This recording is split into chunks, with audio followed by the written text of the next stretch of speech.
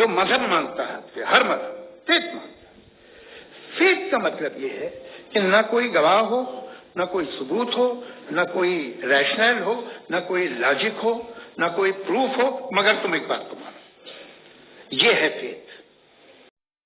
جاوید اختر صاحب اور ان جیسے کئی دانشور یہ دعویٰ کرتے ہیں کہ مذہب انسان سے بلائنڈ فیتھ مانگتا ہے، یعنی بغیر سمجھے، بغیر سوال کیے، بس آنکھیں بند کر کے مان لو۔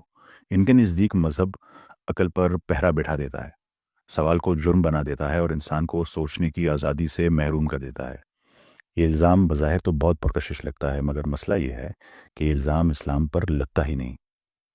جاوید اختر صاحب، کاش آپ ایک بار قرآن کریم کو تعصب کے بغیر کھلے ذہن کے ساتھ کھولیں، تو آپ کو فوراً اندازہ ہو جائے گا کہ حقیقت اس کے بالکل برعکس ہے۔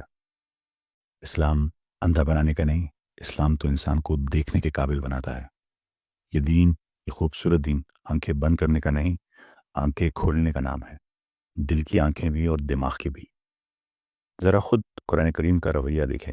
اگر اسلام اندھا یقین چاہتا تو کیا وہ انسان کو خود اپنی کتاب پر اعتراض کرنے کا چیلنج دیتا؟ اللہ تعالیٰ سورہ نساء کی آیت نمبر 82 میں صاف کہتے ہیں، کیا یہ لوگ قرآن کریم پر غور و فکر نہیں کرتے، تدبر نہیں کرتے؟ اگر یہ اللہ کے سوا کسی اور کی طرف سے ہوتا تو اس میں آپ بہت سارے اختلاف یا تضاد پاتے۔ ذرا رو کر سوچیے، جو کتاب خود کہہ رہی ہو کہ غور کرو، پرکھو، تضاد تلاش کرو، وہ کتاب عقل سے دشمن کیسے ہو سکتی ہے؟ یہ تو وہ اعتماد ہے جو صرف سچ میں ہوتا ہے، دھوکے میں نہیں۔ لوگ کہتے ہیں مذہب سوچنے سے روکتا ہے، جبکہ قرآن کریم کا لہجہ اس کے بالکل الٹ ہے۔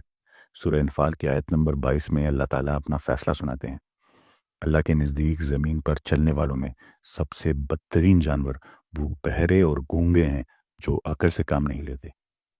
یہاں ذرا سخت بات ہے مگر سچ ہے، اسلام میں عقل استعمال نہ کرنا ایمان نہیں بلکہ انسان کو جانور کے بدترین درجے پر گرا دیتا ہے۔ یہ جملہ قرآن کریم کی ڈائریکٹ آیت ہے۔ بات یہاں بھی ختم نہیں ہوتی۔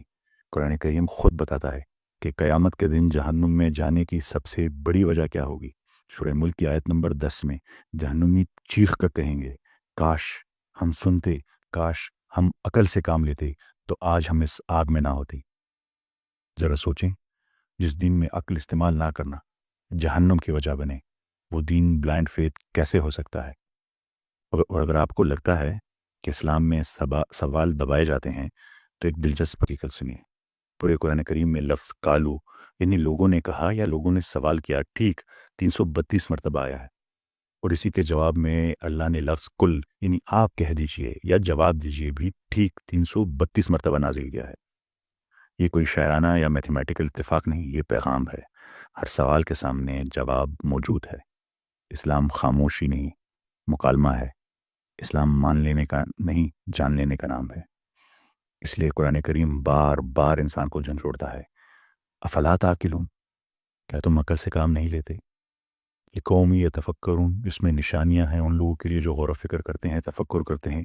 لأولی الالباب، عقل والوں کے لیے نشانیاں ہیں۔ بار بار جو کتاب ہر صفحے پر کہے سوچو، سمجھو، تدبر کرو، وہ کتاب انسان کو اندھا نہیں کرتی بلکہ بینا بناتی ہے۔ بلکہ قرآن کریم تو ایمان کی بنیاد ہی ریسرچ پر رکھتا ہے۔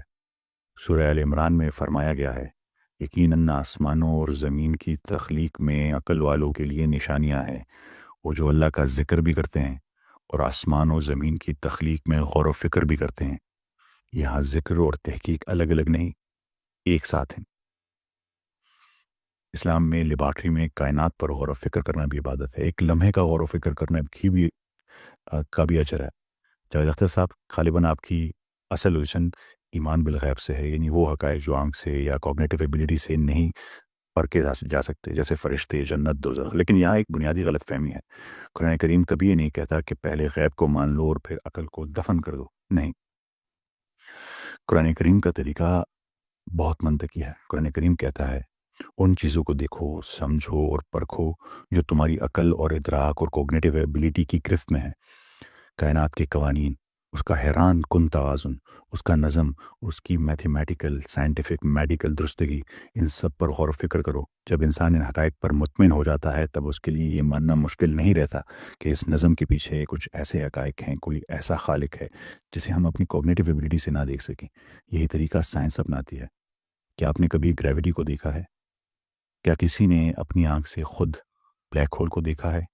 کیا آپ نے ڈارک میٹر یا ڈارک انرجی کو دیکھا ہے جو اس کائنات کا تقریباً 95% حصے پر مشتمل ہے؟ کیا کسی نے فوٹون کو دیکھا ہے؟ ہاتھ میں پکڑا ہے فوٹون کو جو روشنی بناتا ہے؟ کیا آپ نے ایٹم کو دیکھا ہے جس سے آپ کا پورا جسم اور اس پوری کائنات کا میٹر بنا ہوا ہے؟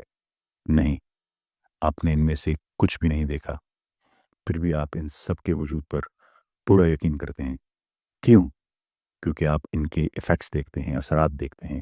حرکت ہے تو کشش شکل ہے، کہکشاؤں کی رفتار ہے تو ڈارک میٹر ہے، روشنی ہے تو فوٹون ہے، الیکٹران ہے تو بجلی ہے، ساخت ہے تو ایٹم ہے۔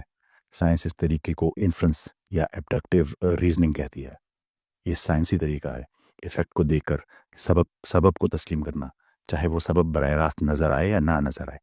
قرآن کریم بھی انسان سے یہی کہتا ہے، پہلے نشانیاں دیکھو، قوانین کو سمجھو، اس خوبصورت نظم کو، اس پریسائز پرفیکشن کو، نظم کو پہچانو، اور جب عقل مطمئن ہو جائے تب ان حقائق کو مانو جو آنکھ سے نظر نہیں آتے مگر عقل کے خلاف بھی نہیں جاتے۔